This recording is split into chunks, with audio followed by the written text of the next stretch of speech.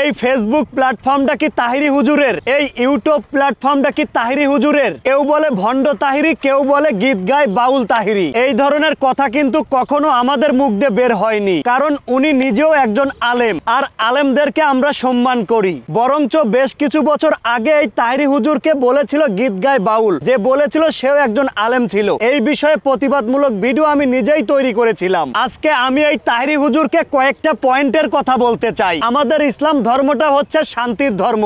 আমাদের ধর্মে কখনো আলটিমেট দিয়ে কাজ হয় না। প্রথমত, আপনি শাইখ আহমদুল্লাহ হুজুরকে 48 ঘন্টার আলটিমেট দিয়েছেন, এই রাইট আপনাকে কে দিল? দ্বিতীয়ত, আপনার মাহফিলের প্যান্ডেলে বসে হাম পাবলিকেরা বলছে শাইখ আহমদুল্লাহর দুই গালে জুতো মারো তালে তালে। এই কথার প্রতিবাদ আপনি কেন করলেন না?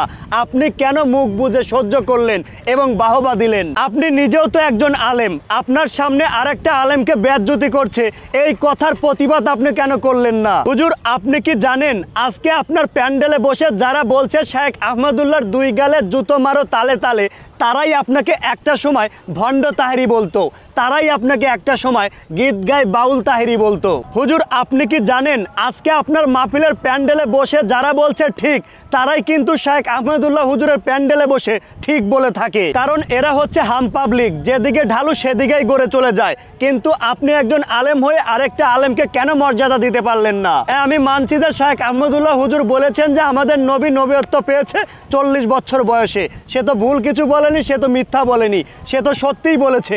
কারণ আমাদের নবীজি যখন নবীত্ব পায় তখন তো তার বয়স 40 বছরই ছিল। সে তো এমন করে বলেনি যে নবীত্ব পাওয়ার আগে আমাদের নবী সাধারণ ব্যক্তি ছিল। শাইখ আহমদুল্লাহ হুজুর তো সত্য কথাটাই বলেছে, আমাদের নবী যখন নবীত্ব লাভ করে তখন তার বয়স ছিল 40 বছর। আপনি হুজুর খুব ভালো করেই জানেন, আপনিও কিন্তু এটা জানেন যে শাইখ আহমদুল্লাহ হুজুর কথাটি কিভাবে বলেছে। তারপরেও আপনি শাইখ আহমদুল্লাহ হুজুরকে ধরে বসেছেন। কেন ধরে বসেছেন এটাও কিন্তু আমরা জানি, কিন্তু আজকের ভিডিওর মাধ্যমে আর না বলি। তো আপনি হুজুর একজন আলেম হয়ে আরেকজন আলেমকে এভাবে আলটিমেট তো দিতে পারেন না।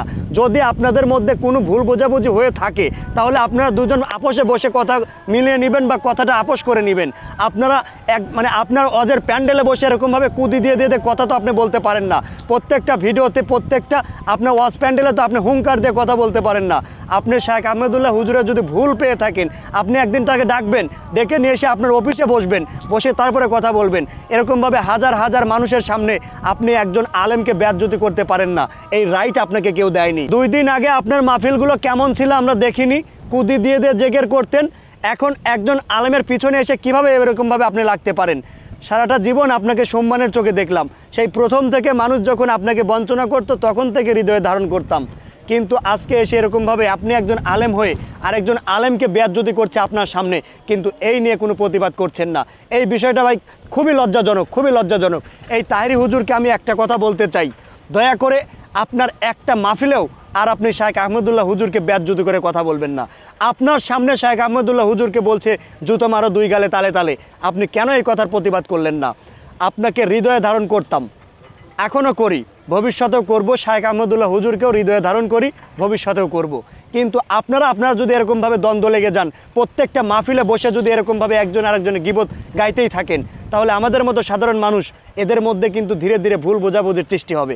আজকে আপনি লক্ষ্য করে দেখেন, আপনার মাহফিলে বসে যারা বলছে শাইখ আহমদুল্লাহর দুই গালে জুতো মারো তালে তালে, তারাই কিন্তু কালকে আপনাকে বলেছিল ভণ্ড তাহিরি।